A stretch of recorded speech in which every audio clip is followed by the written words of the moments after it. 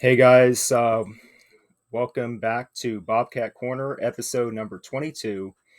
And I just took the week off last week because that was the week of the game between the Ohio Bobcats and the Morgan State Bears. And like I said at the end of the South Alabama live stream recap, no disrespect to Morgan State, but that was definitely going to be a victory for the Bobcats because Morgan State is an FCS school.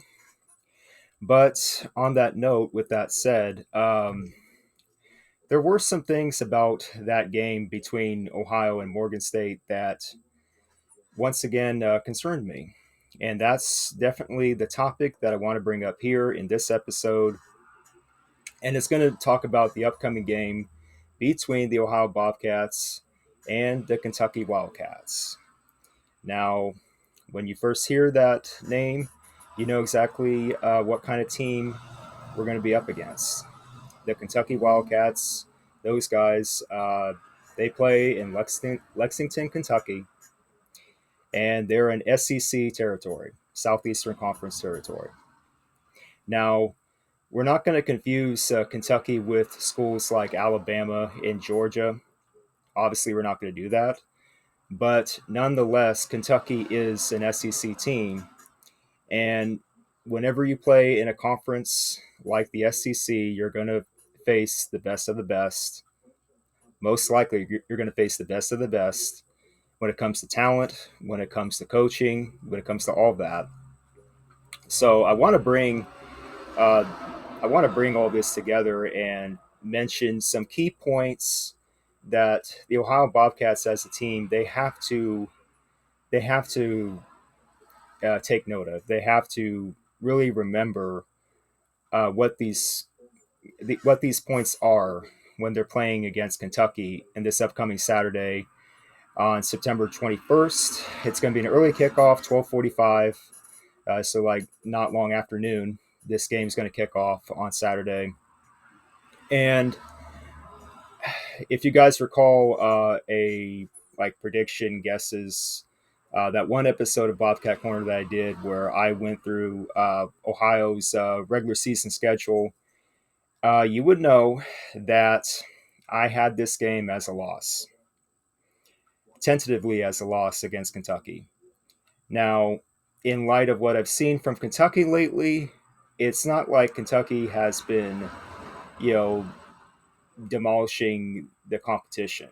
It's not like that, but keeping in mind that Kentucky is an SEC school, that they have that kind of talent, it concerns me because when it comes to preparation, when it comes to practicing, the Ohio Bobcats they really got to keep it in perspective what they're up against here. And Kentucky, they don't have a lot of, if any, they don't have any real flaws to speak of in comparison to what our team has right now. And I wanted to make this a topic for Bobcat Corner because I would like for this to be at some point shared with the Ohio Bobcats team. If you guys are watching this, feel free to share it with them on social media. Um, like I said, the only social media platform I use right now is LinkedIn. So yeah, any of you guys out there watching this, you can share. Go ahead and share this with Bobcat players and staff. That's fine. But I just want to bring up the key points against Kentucky, in my opinion, key points that the Bobcats should be aware of. And I even made a visual of this of the key points, which I will share with you on screen here while I'm talking here. So I just want to get to it. Key points versus Kentucky, September 21st, 2024. Let's just go down through this list. Number one, don't turn the ball over, as in no interceptions or fumbles for that matter. Now, I mentioned the game against Morgan State. Some things were concerning me, and Parker Navarro, I believe he can be a good quarterback. I believe he has what it takes to be a good quarterback. But performances like that against Morgan State, an FCS school, it's honestly concerning. to me, because when you're playing a team like that, you should be able to take care of business. And for Parker Navarro, I mean, he did not have that bad of a game. He went 12 for 15, completed 12 of 15 passes for 162 yards, one touchdown. Uh, but it's really concerning. It's just really concerning that he threw interceptions. He threw quite a bit of interceptions, and it kind of puzzles me because when you're making downfield reads, you have to you have to be able to know where the opposing defensive backs are, the secondary, what the opposing secondary is doing. They may cut off a route and just pick the ball off. And I don't think Parker Navarro did a good enough job of reading the Morgan State secondary. So I make that number one on this list. Don't turn the ball over, because that is going to, I really believe that's going to put us away early if we don't take care of that. We have to take care of the football when we're playing against Kentucky. That's all there is to it. We gotta do better. We have to play better football, and we have to protect the football. No interceptions, no fumbles. Try to keep it down to a minimum at least. So yeah, it's really essential that we take care of the football, because the Kentucky defense, they're going to come after us. There's no doubt about it. They're going to come after Parker Navarro, and Parker, he has to figure out what to do in these pressure cooker kind of situations. I'm just putting it out there. You can't force throws. And honestly, if I'm Parker Navarro, I would rather throw the ball away out of bounds, or even commit the intentional grounding penalty. I'd rather do that than to throw interceptions. Don't force throws. Really, just don't. And number two, be disciplined and mature, and no penalties. I put in parentheses there. This is a key thing, guys, because it comes down to mental toughness, which I'm going to highlight in this video. Mental toughness. Guys, really, the entire team, the Ohio Bobcats, you gotta be mature about it when you go down to Lexington, Kentucky. It's going to be a rowdy place. It's going to be hostile, considering how Kentucky Wildcat fans are down there. You got to be disciplined. You got to show that you're the more mature team out there on that field. You got to keep penalties down to a minimum. And I like to remind you guys of the game between Ohio and Syracuse to open the regular season. We got to have that kind of mentality again. We got to keep our penalties down to a minimum. I believe we only committed one penalty against Syracuse, and that was in a dome setting. So we got to get back to that. We got to stop committing pointless penalties where we get sent back 5, 10, or 15 yards. It's got to stop. We have to show discipline. We have to show maturity. We have to have that mental toughness. No matter what Kentucky throws at us, if Kentucky tries to play dirty, quote unquote, in any way, we just cannot stoop down to their level if they do that. We have to be mature. No matter what happens, guys, we better be mature about it. So yeah, I really value a football team that stays disciplined and stays mature no matter what. So, and number three, be bold and creative. Now, this is a point where you could debate about, but fourth and short situations, like for example, 4th and 2, fourth down and 2 yards to go, or something like that. Uh, on offense, we got to get creative, especially if we're past like midfield.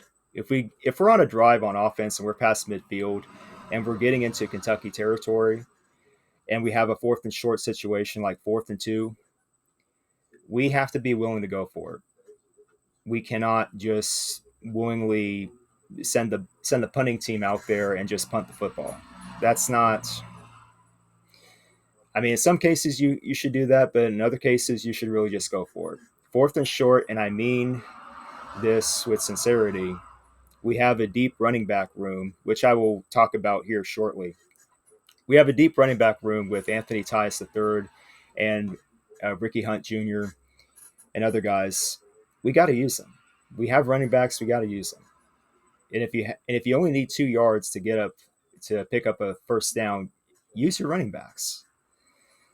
And again, I'll talk about that in a minute. But we have to be able to convert on fourth down, especially against a team like Kentucky. We got to do it.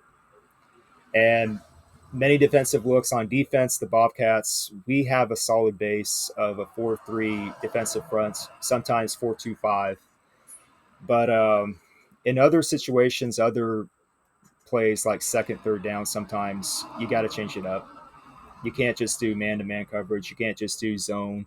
You can't just do one or the other. You got to change it up. You got to give Kentucky, when Kentucky's on offense, you got to give them different defensive looks. Like if that means you do like a two-man defensive front or something else, or you do like cornerback blitzes or something like that, delayed blitzes or something like that. You gotta keep Kentucky honest on offense.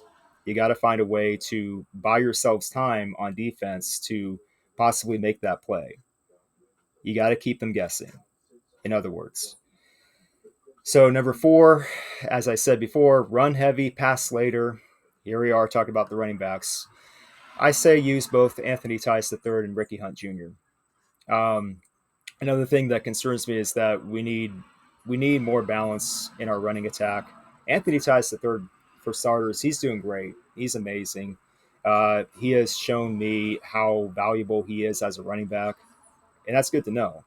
But I'm also considering the fact that we have Ricky Hunt Jr. on our roster, and I do believe we should use Ricky Hunt Jr. more.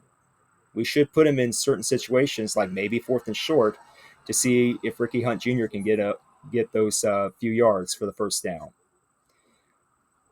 I believe our identity as a football team right now, as of right now, is that we're a run heavy team. We're a smash mouth kind of team where we run the ball first and then we worry about the passing game later. If we establish the run with both Tyus and Hunt, we can open up the pass with Parker Navarro and company later. That's how I think it should go. But we'll see how the game plan goes for this game against Kentucky. And I do suggest that in certain situations, not every down, of course, but in certain situations, we should try to get creative and use both Anthony Tyus III and Ricky Hunt Jr. in the same backfield at the same time. Now, I know that may sound maybe crazy in some ways, but in other ways, it might be a good idea because you would have like a 2 running back, 3 wide receiver kind of look on offense. And again, you keep the Kentucky defense guessing. Okay, will you give it to Tice or will you give it to Hunt?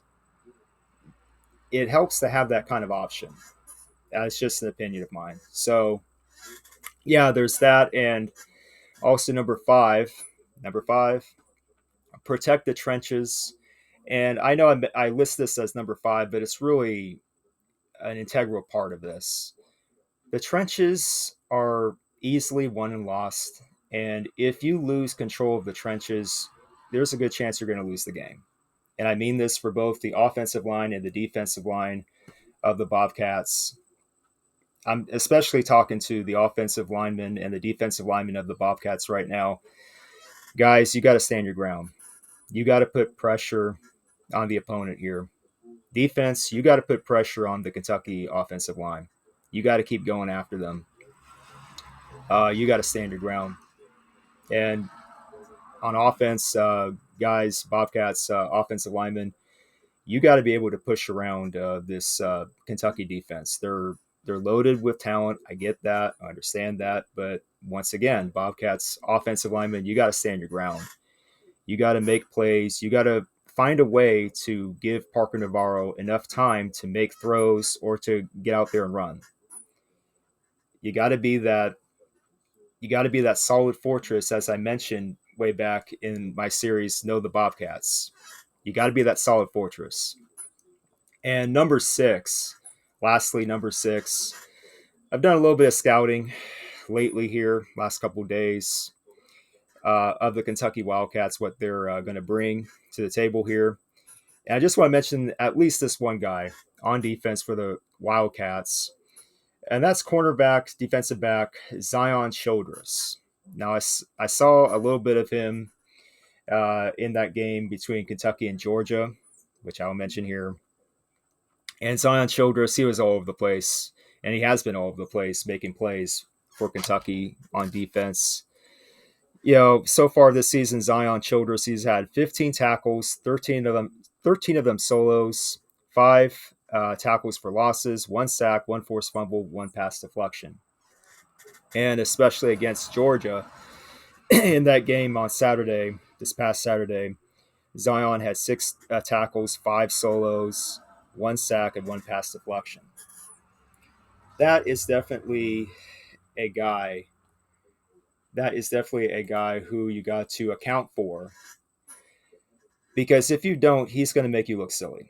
In other words, Zion Childress, he has a lot of speed. He can attack from the edge of the offensive line. He can come from the side and just really break up a play. And that's why you got to put a guy out there to cover Zion Childress. You have to account for Zion Childress. Wherever he's at, you better put somebody on him, whether it's a tight end, a wide receiver, or a running back. You've got to put somebody on Zion Childress. Do not let people like Zion Childress beat you on a play. If you want to break out big runs for Anthony Tyus or Ricky Hunt, don't let Zion Childress be involved at all. So, with that said, Zion Childress, he's like one of many talented players that Kentucky has. There's no secret about that. And also, I'll mention on offense, Kentucky, they have this running back named Demi Sumo. I hope I'm saying this right. Karngbaye. I may be butchering the last name. I'm sorry, but he had 22 rushes for 98 yards against Georgia, which was impressive because it's against Georgia, one of the national championship contending teams. And Brock Vandergrift, that's an interesting story there going into this game for Kentucky. Brock Vandergrift, he completed 14 of 27 passes for 114 yards, but he went down. He went down like three times via sacks, 3 sacks. So it's been really up and down roller coaster for Brock Vandergrift in comparison to other SEC quarterbacks. So that's something worth noting.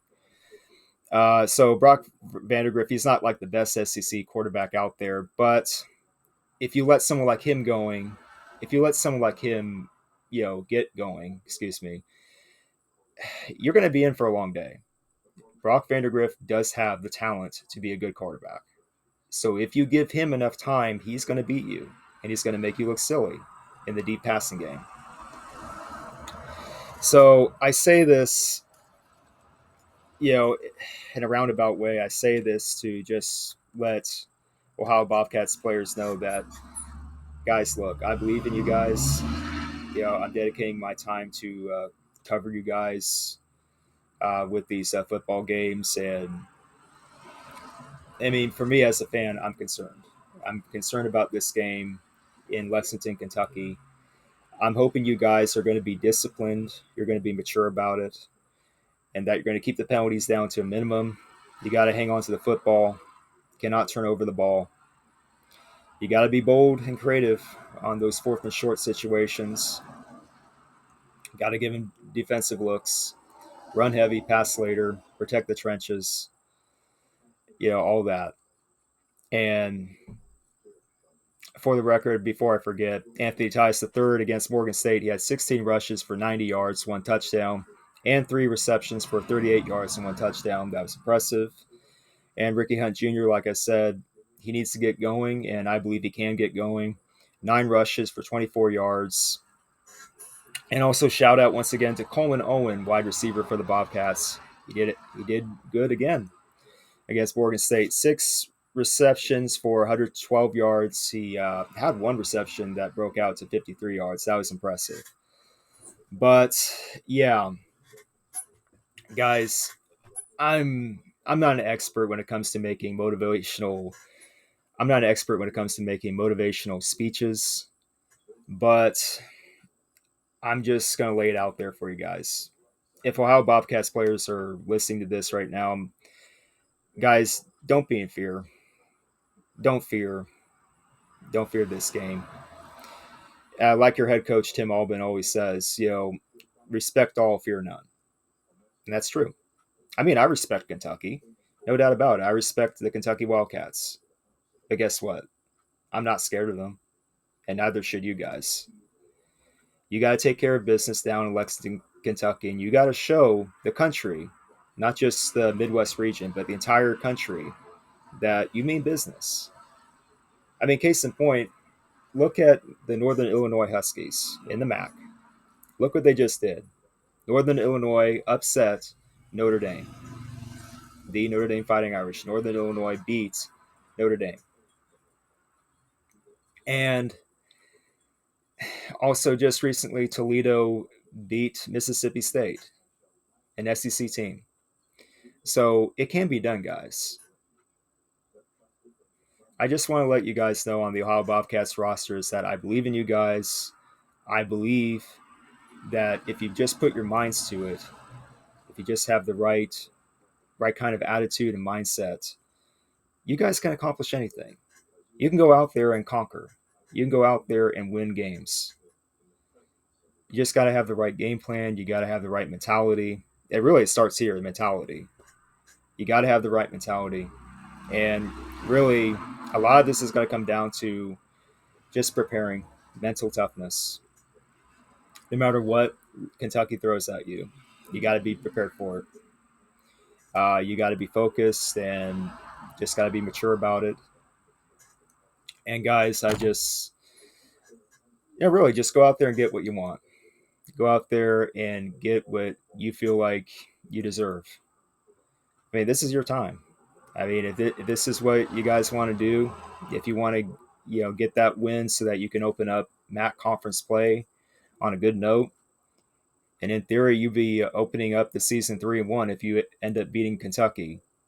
You'd have a really good run at it. I'm looking at the schedule right now, guys. Look at the schedule. You get past Kentucky, you beat them, you'll be 3-1 going into MAC conference play. It's an open road right there, guys. Can you see it? I see it. Go out and get it. Victory with honor. There we go. Anyway, that's just it. I'm going pretty long here by Bobcat Corner standards, but yeah, that was it. Mental toughness versus Kentucky. That's how I'm going to title this one. But yeah, if you like what you see here, give this video a like. If you like what I do in general on this channel, STV Castle, subscribe, notification bell, all that. Share the video. And I'll be back very soon, actually, with more video content, especially on Bobcat Corner. Take care, guys. Bye.